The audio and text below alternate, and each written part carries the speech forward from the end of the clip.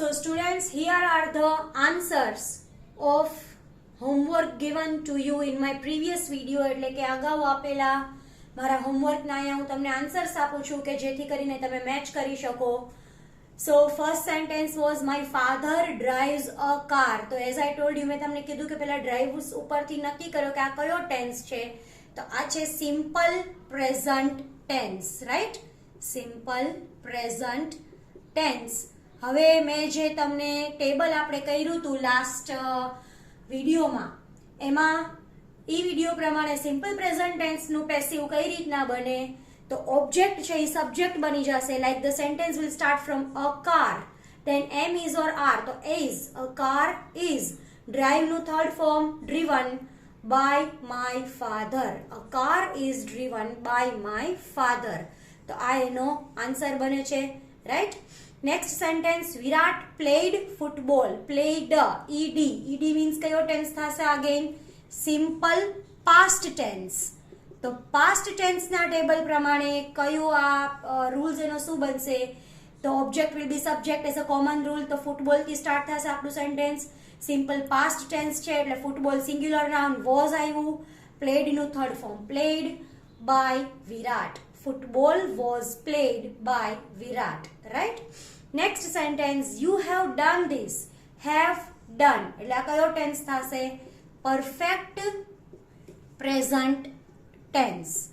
તો perfect present tense નો rule, again object become subject. This એટલે સિંગ્યુલર નાઉન થયું તો હેવ કન્વર્ટ થઈ ગયું હેઝ માં.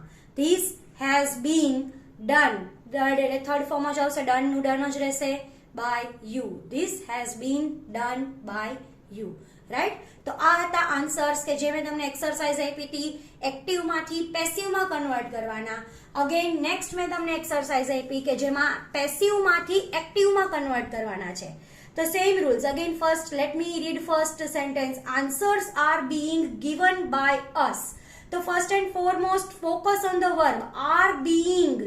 તો ing લાગ્યું, રાઈટ? તો એ કયો ટેન્સ થયો? કન્ટિન્યુઅસ. અને એમ ઇઝ આર એટલે પ્રેઝન્ટ. તો ટેન્સ કયો બન્યો? Present continuous tense, right? તો પ્રેઝન્ટ કન્ટિન્યુઅસ ટેન્સ નું શું થશે? અગેન અસ નું થઈ જશે વી. વી સાથે are. We are giving answers, right? તો આ બની ગયું એનું એક્ટિવ વોઇસ નું sentence. Next is Rashmi didi કી class had been subscribed by me. Oh my students, તમે સબસ્ક્રાઇબ કરી છે ને મારી ચેનલ? ન કરી હોય તો કરી દેજો. had been, તો અહીંયા had been મતલબ કયો ટેન્સ થશે? Again perfect past tense. તો પરફેક્ટ પાસ્ટ ટેન્સ નો મી નો સબ્જેક્ટ બની જશે આઈ. આઈ સાથે પાસ્ટ પરફેક્ટ પાસ્ટમાં તો હેડ જ લાગશે already. I head સબસ્ક્રાઇબ્ડ Rashmi Didi ki class, right? And next and last one for the homework topic, a movie was being watched by Robin. મતલબ કે અહીંયા again was being એટલે ing એટલે continuous અને was તો past continuous tense થયો, બરાબર ને? તો past continuous નું ફોર્મેશન કેવી રીતના થશે? ઓબ્જેક્ટ બની જશે આપણો subject, means original subject will be Robin. Noun છે પ્રોપર એટલે રોબિન નું રોબિન જ રહે. સિંગ્યુલર નાઉન છે તો રોબિન વોઝ. બીઇંગ એટલે કે ing તો વોચડ નું થઈ જશે watching. Robin was watching a movie, right? So students, this was the answer for your homework. I hope તમે બધાએ ટ્રાય કરી હશે, સોલ્વ કરવાની કોશિશ કરી હશે. અર્લિયર મારા એક્ટિવ પેસિવના વિડીયોમાં મેં તમને પ્રેઝન્ટ ટેન્સ અને પાસ્ટ ટેન્સના બે ટોપિક એક્સપ્લેન કર્યા હતા. હવે આ વિડીયોમાં જ હજી પ્લીઝ સ્ટે ટ્યુન. હું તમને ફ્યુચર ટેન્સનો પણ કન્વર્સેશન એટલે કે how to convert it into passive voice of future tense એ સમજાવવાની છું. So please let us start for that. So અહીંયા હવે આપણે શીખીએ future tense વિશે. So let us understand about the future tense, that is simple future, continuous future and perfect future. The simple future tense નું active voice માં formation બને છે subject plus will plus V1 plus object. Actually shall અને will બે અહીંયા use થાય છે, પણ મોસ્ટ પ્રોમિનેન્ટલી મતલબ કે હવેની રૂટીન લેંગ્વેજમાં will નો ઇસ્તેમાલ દરેક જગ્યાએ કરવામાં આવે છે. તો આપણે અહીંયા will નો ઉપયોગ કરશું. For example, Chetana will bring fruits. So this is our simple future tense sentence. Now let us see how it will be converted into passive voice. So formation for it is object plus will be. will નું થઈ જશે અહીંયા will be plus આપણે અગાઉ જોયું એમ V3 compulsory plus by plus subject. So અહીંયા આપણો object હતો જે ફ્રૂટ્સ એ કન્વર્ટ થઈને સબ્જેક્ટ બની ગયો. દેટ ઇઝ ફ્રૂટ્સ થી સ્ટાર્ટ કરશું આપણે. Fruits will be brought, bring નું થર્ડ ફોર્મ થઈ ગયું brought by Chetna, right? Fruits will be brought by Chetna.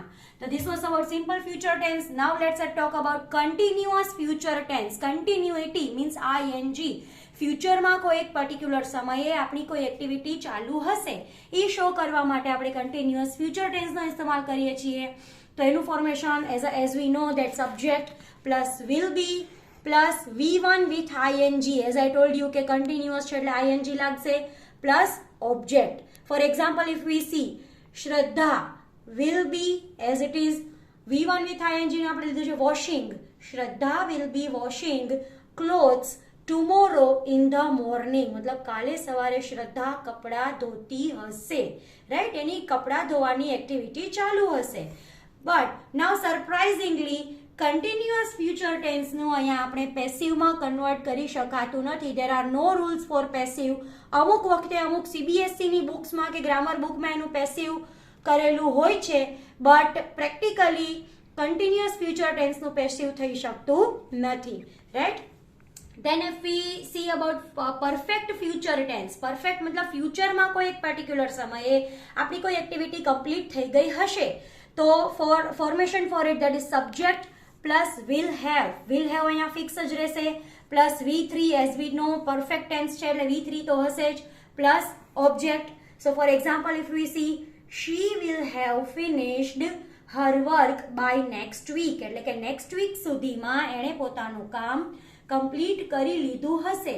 અને હવે એને આપણે ફોર્મેશન જોઈએ તો object plus will have been. આપણે જેમ અગાઉ પણ જોયું કે પરફેક્ટ ટેન્સ હોય તો will have been લાગે પ્લસ V3 સાથે ફોર્મેશનમાં અહીંયા આપણે લગાડીએ છીએ by અને સાથે સબ્જેક્ટ, રાઈટ? તો હવે અહીંયા by next week એક એક્સ્ટ્રા જે વર્ડ્સ છે એને તમે એનાથી પણ તમે સેન્ટેન્સનો સ્ટાર્ટ કરી શકો અને એ વર્ડ્સને તમે છેલ્લે પણ રાખી શકો. બટ પ્રોપરલી આપણે રીડ કરીએ તો by next week her work, અહીંયા આપણું ઓબ્જેક્ટ શું હતું? Her work will have been finished. ફિનિશનું થર્ડ ફોર્મ ફિનિશ્ડ જ રહીએ by her. મતલબ નેક્સ્ટ વીક સુધીમાં એનું કામ પૂરું થઈ ગયું હશે, right?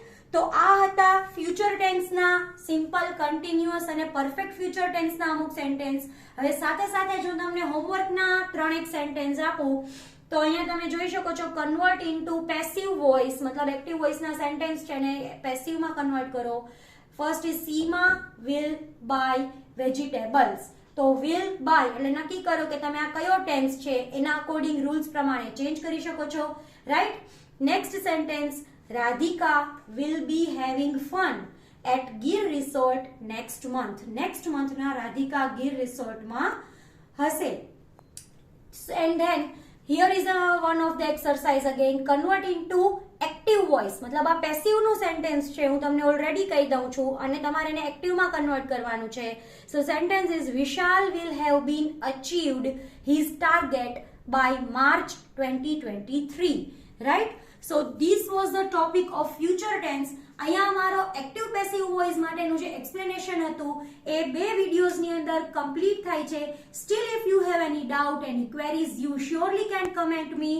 Before that, please do not forget to subscribe my channel. Please do like and share my videos. Also press bell button so that you can come about next notification. Till then, bye.